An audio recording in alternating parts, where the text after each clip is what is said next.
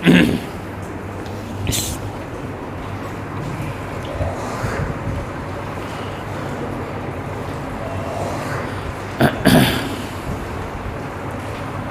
اللہ الرحمن الرحیم الحمد للہ نحمده ونستعینه ونستغفره ونؤمن به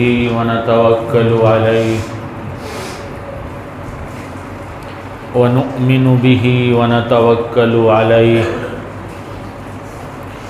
ونعوذ باللہ من شرور انفسنا ومن سیئات اعمالنا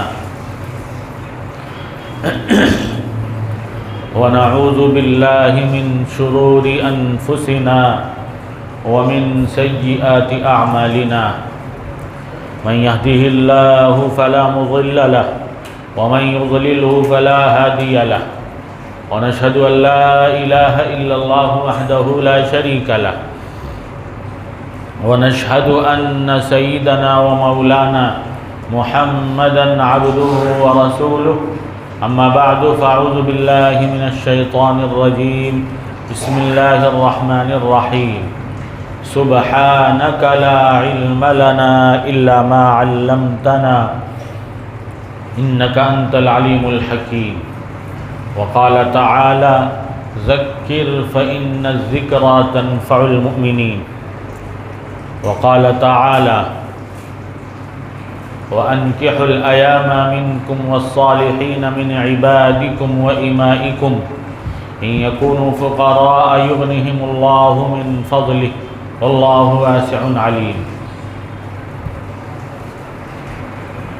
صدق الله العظيم وقال رسول الله صلى الله عليه وسلم من تزوج امرأة لعزها لم يزد الله إلا ذلا ومن تزوج امرأة لمالها لم يزد الله إلا فقرا ومن تزوج امرأة لحسبها لم يزد الله إلا دناء ومن تزوج امرأة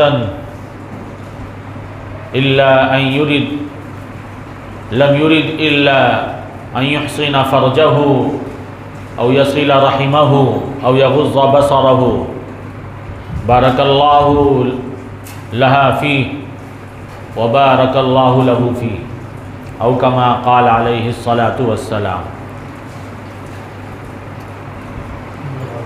بزرگوں اور دوستو، شادی بیاہ ان کی رسومات کے سلسلے میں بات عرض کی جا رہی ہے کہ ہمیں شادی بیاہ کس طرح کرنا چاہیے اور کن چیزوں کی رعایت اس میں کرنا چاہیے.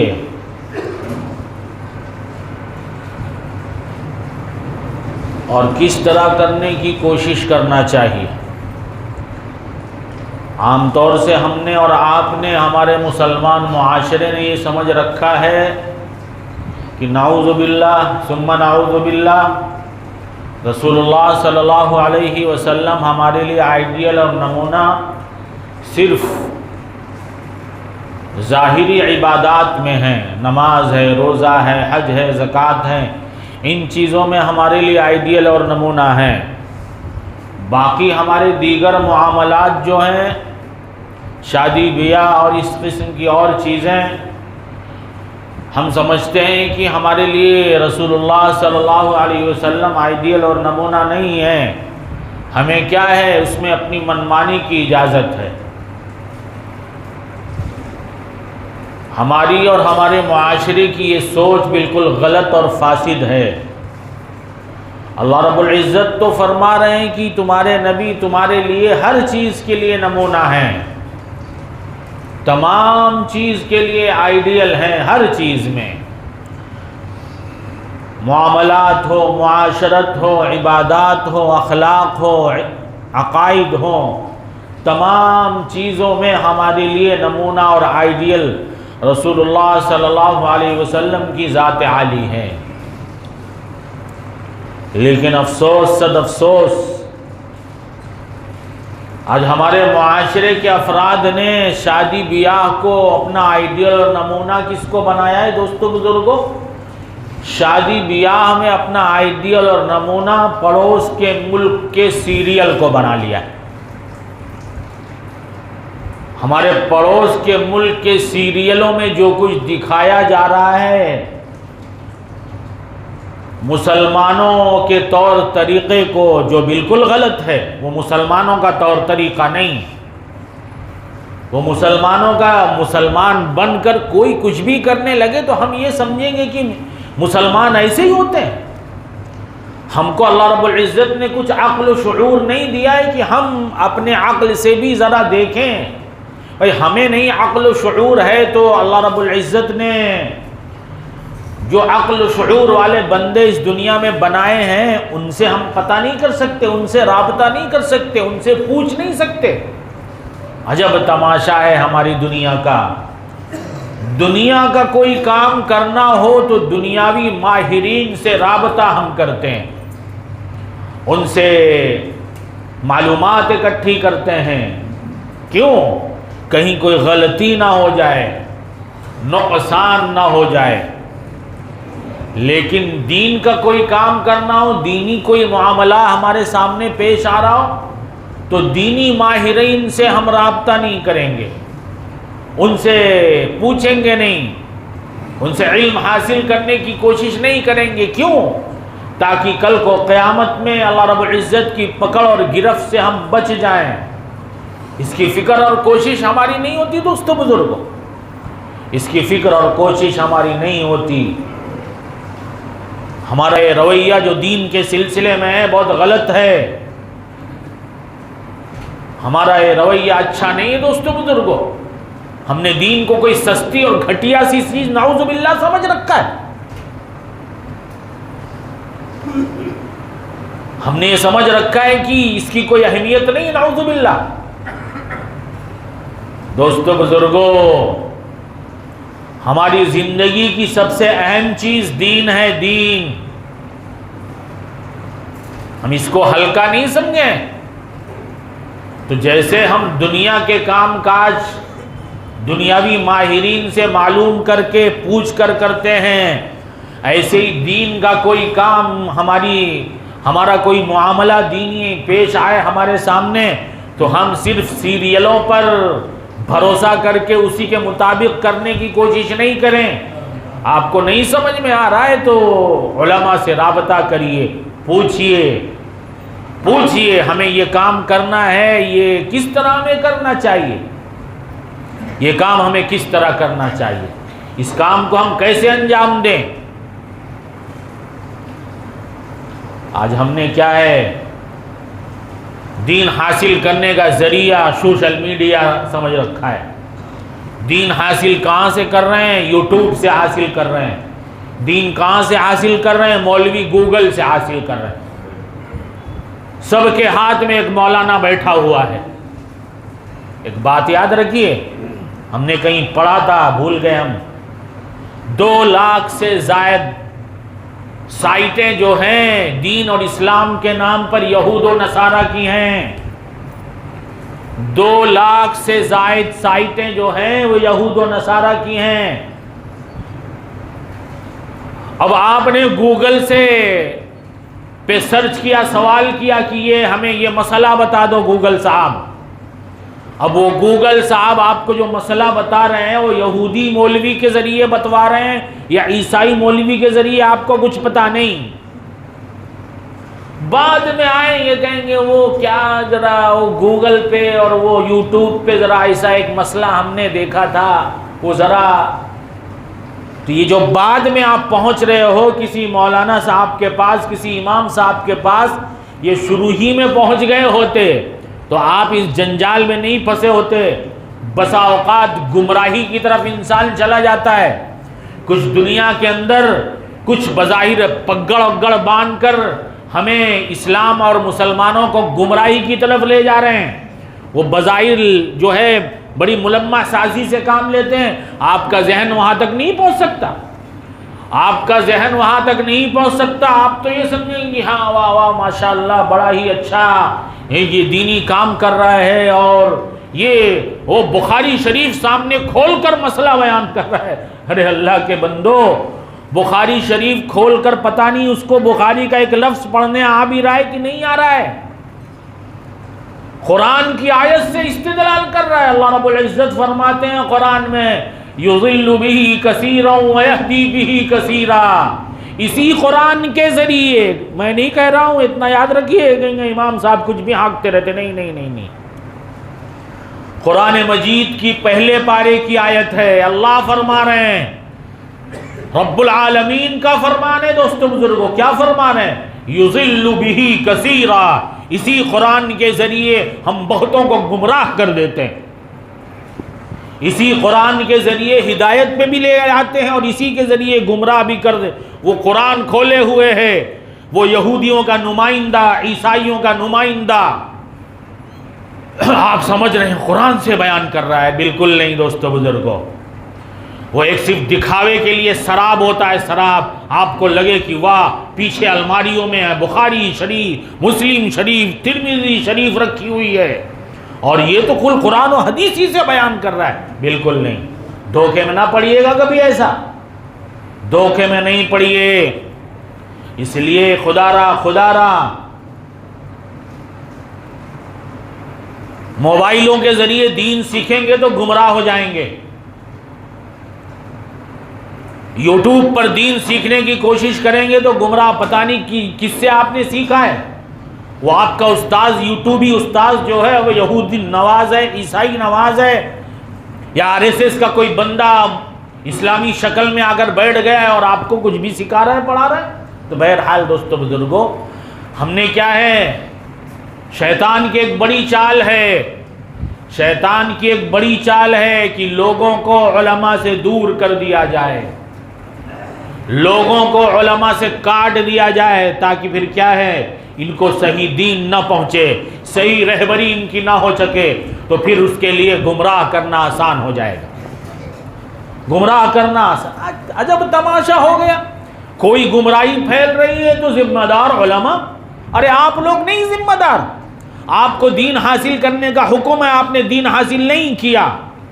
آپ کو حکم ہے اپنی اولادوں کی دینی تربیت کرو، آپ نے اپنی اولاد کی دینی تربیت نہیں کیا تو اس کا بھی ذمہ ہے. تمہاری اولاد کے پالنے کا ذمہ دار بھی کیا مولوی ہے کہ تمہاری اولادوں کی تربیت بھی مولوی آ کر کرے.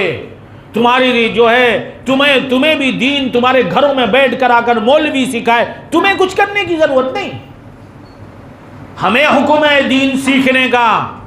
ہمیں حکم ہے کہ ہم دین سیکھیں، علم دین حاصل کریں. طلب العلم فریضہ علی کل مسلم. حضور صلی اللہ علیہ وسلم نے فرمایا ہے ہاں آپ ہمارے پاس سیکھنے آ رہے ہو، ہم نہیں سکھا رہے، اب ہم پکڑ ہماری ہوگی کہ آپ کے پاس ایک بیچارہ طلب والا آیا تھا، آپ نے اسے دین کیوں نہیں سکھایا. آپ مارکیٹوں میں صرف نوٹ چھاپو، آپ جو ہے عیاشیاں کرو، آپ اپنے گھر والوں کے لیے طرح طرح کے ساز و سامان اکٹھا کرو، دنیا کو جنت بنانے کی فکر میں لگے رہو، اور ذمہ دار بھی مولوی. عجب تماشا، عجب تماشا ہے. بہرحال دوستو بزرگوں، میں کیا عرض کر رہا تھا کہ دین کا کوئی معاملہ ہو تو اس کو بھی پوچھ کر کرنے کی کوشش کریں. عام طور سے ہمارے معاشرے کے اندر شادی بیاہ کے سلسلے میں ہم منمانی کرتے ہیں. اب شادی بیاہ کرنا ہے تو ہمیں بہو تلاش کرنا ہے یا بیٹی کیا نام ہے داماد تلاش کرنا ہے. کس طرح کا تلاش کرنا چاہیے؟ کیا ہمیں اس بارے میں کوئی رہبری رہنمائی نہیں کی گئی؟ رسول اللہ صلی اللہ علیہ وسلم نے ارشاد فرمایا تنکح المرأة لأربع. کسی عورت کی سے جو نکاح کا پیغام دیا جاتا ہے، وہ پیغام دینے کی وجہوں میں 4 وجہوں میں سے کوئی ایک وجہ ہوتی ہے. کیوں دیا جا رہا ہے؟ فرمایا 4 اسباب اس کے ہو سکتے ہیں، 4 وجہ ہو سکتی. کیا فرمایا؟ لمالہا، بڑی مالدار گھرانے کی بیٹی ہے، تو مال دیکھ کر نکاح بسا اوقات کیا جاتا ہے کسی سے، مال دیکھ کر. کیوں؟ تاکہ جہیز میں پورا گھر بھر دے، تاکہ جہیز میں کیا ہے، ہمیں جہاز دلا دے، ہماری اولاد کو جہاز لے کر چلی آئے. یا فرمایا ولی جمالہا، کیوں نکاح کیا جاتا ہے؟ بڑی حسینہ جمیلہ ہے، مس ورلڈ ہے، اس لیے کر رہے ہیں تاکہ کیا ہے، دنیا میں حور ہمیں مل جائے، لنگور کو حور پہنچ جائے. حور لما فرمایا لجمالہا. یا فرمایا ولحسبہا، بڑی اونچے خاندان کی ہے، حسب نسب بڑا اعلیٰ ہے. کیا ہے؟ حسب نسب بڑا اعلیٰ ہے، اس لیے کیا جاتا ہے. چوتھی بات فرمایا ولدینہا، کس لیے کیا جاتا ہے؟ کہ دیندار ہے، دینداری کو دیکھ کر کیا جائے. آپ صلی اللہ علیہ وسلم نے کیا فرمایا؟ 4 باتیں ارشاد فرما کر فرمائی تم کس سے کرو گے؟ حضور نے رہبری فرما دی، تمہیں اگر یہ 4 چوائس ملے تو ان میں کیا اختیار کرو گے؟ فرمایا فاظفر بذات الدین تربت یدک. دیکھو یہ 4 خوبیوں والی عورتیں اگر سامنے آئیں اور تمہیں اپنا ہے، اپنی اولاد کا نکاح کرنا ہے، رشتہ بھیجنا ہے، تو کس کو بھیجو؟ فرمایا دیندار کو اختیار کرو. اختیار کرو نہیں فرمایا کامیاب ہو جاؤ دیندار عورت سے نکاح کر کے. کامیابی ہم کہتے ہیں بڑی مالدارہ ہوگی تو ہمیں کیا ہے، دنیا میں ہمیں کیا خوب ترقی ہو جائے گی. بیوی کے مال سے کوئی ترقی حاصل کیا ہے دوستو بزرگ؟ بیوی کے مال سے کسی نے ترقی کیا ہے؟ آپ صلی اللہ علیہ وسلم نے دوسری حدیث جو میں نے پہلی خطبے میں پڑھی، ارشاد فرمایا من تزوج امرأة لمالها لم يزد اللہ الا فقرا. کیا فرمایا؟ جس نے کسی عورت سے نکاح کیوں کیا؟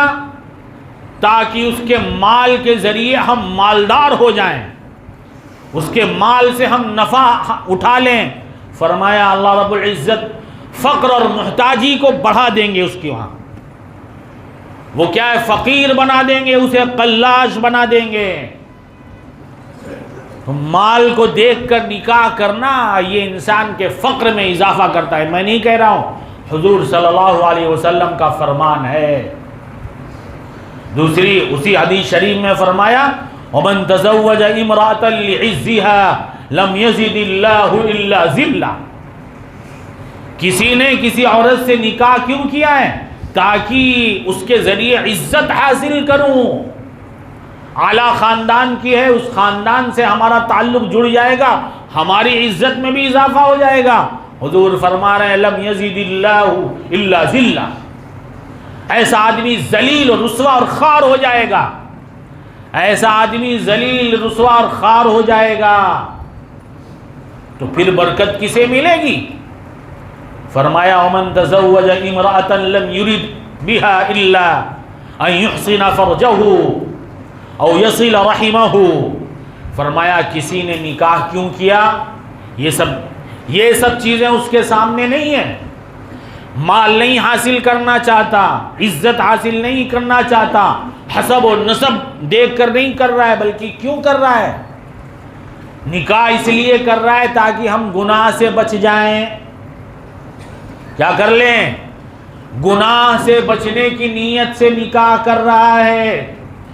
اور کیوں کر رہا ہے؟ اور اس لیے کر رہا ہے تاکہ کسی کی بیٹی کا ہم سہارا بن جائیں. بیٹی کے باپ سے سہارا نہیں لے رہا ہے، روپیے پیسے کا، جہیز کا.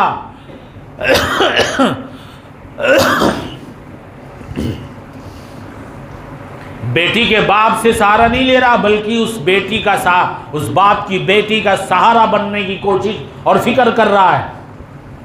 تو حضور صلی اللہ علیہ وسلم نے دعا دی ہے. ہمیں کیا ہے، بڑے مسجد کے امام صاحب سے نکاح پڑھوانا. کیوں؟ وہ بڑے امام صاحب آ کر دعا دے دیں گے تو برکت مل جائے گی. وہ ہندوستان کے فلانے کونے سے ایک بزرگ وہاں بیٹھے ہوئے ہیں، ان کو فلائٹ کا ٹکٹ بھیج کر بلا رہے ہیں. کیوں؟ نکاح پڑھانے کے لیے.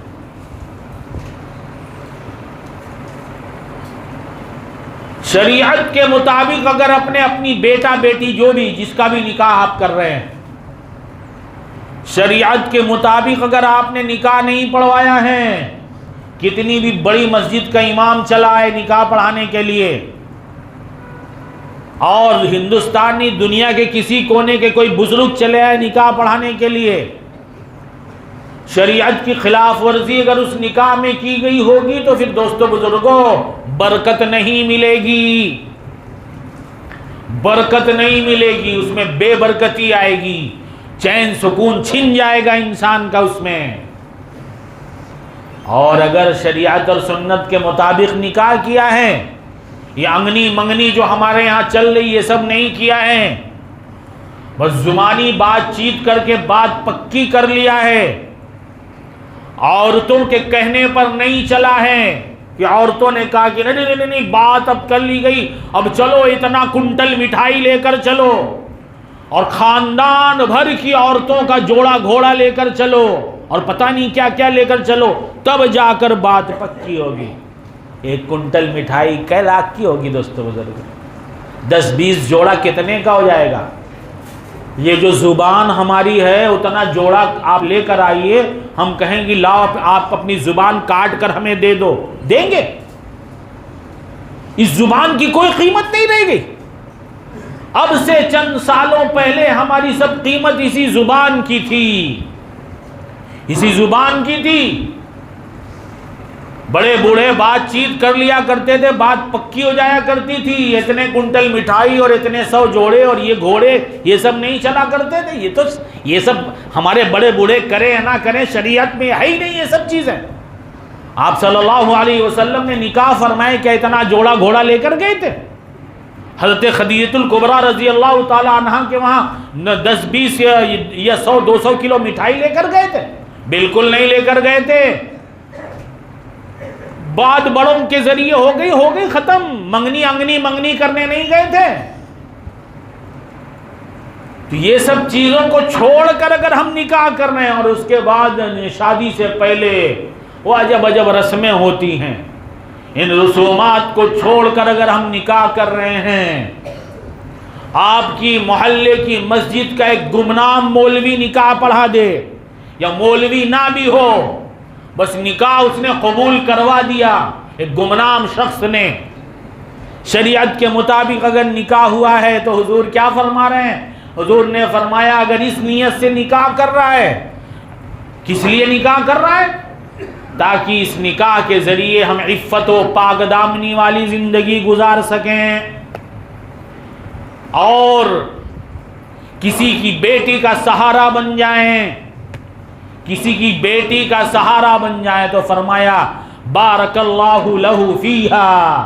یہ کون کہہ رہا ہے؟ محمد الرسول اللہ صلی اللہ علیہ وسلم فرما رہے ہیں، سید المرسلین صلی اللہ علیہ وسلم فرما رہے ہیں، امام الانبیاء صلی اللہ علیہ وسلم فرما رہے ہیں۔ کسی بابے کا کہنا نہیں ہے، کسی مولوی نے نہیں دعا دیا ہے، کسی بزرگ نے دعا نہیں دیا ہے، رسول اللہ صلی اللہ علیہ وسلم دعا دے رہے ہیں۔ نکاح یہ سادگی والا اگر تم نے کیا ہے تو کیا ہوگا؟ بارک اللہ لہ فیہا، اللہ تعالیٰ اس شوہر کو اس بیوی میں برکت عطا فرمائیں گے، وبارک اللہ لہا فیہ، اور اس بیوی کو اس شوہر میں برکت عطا فرمائیں گے۔ ہمیں برکت ضرور چاہیے ہوتا ہے، برکت کیسی چاہیے؟ آئیں گے امام صاحب ذرا بہت پریشانی ہے، ذرا کچھ وظیفہ بتا دو۔ روز صبح سے شام تک 5 وقت اللہ رب العزت کا منادی کہتا ہے حی علی الفلاح، حی علی الفلاح، آؤ کامیابی کی طرف، دنیا اور آخرت کی تمام کامیابیاں تمہیں ملے گی۔ مسلمان کہتے ہیں نہیں چاہیے ہمیں، عمل سے کہتا ہے، زبان سے نہیں کہتا، عمل سے کہتا ہے مسلمان۔ ارے مؤذن کی پکار کان میں پڑی تو ہمیں ہونا کیا چاہیے تھا؟ کام کاج چھوڑ کر ہم مسجد کی طرف لپکتے۔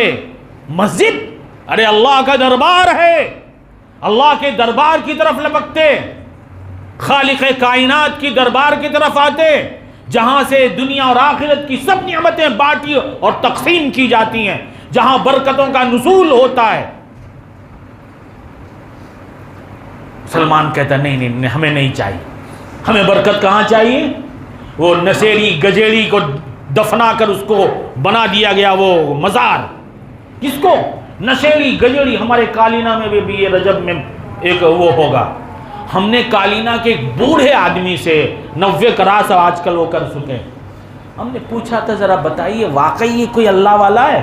کہنے لگے نہیں بھائی، یہ ایک گجیڑی تھا نشیڑی، یہ نشہ وشا کر کے پڑا رہتا تھا، مر گیا، اس کو دفنا دیا گیا اور اس کے مزار بنا دی گئی۔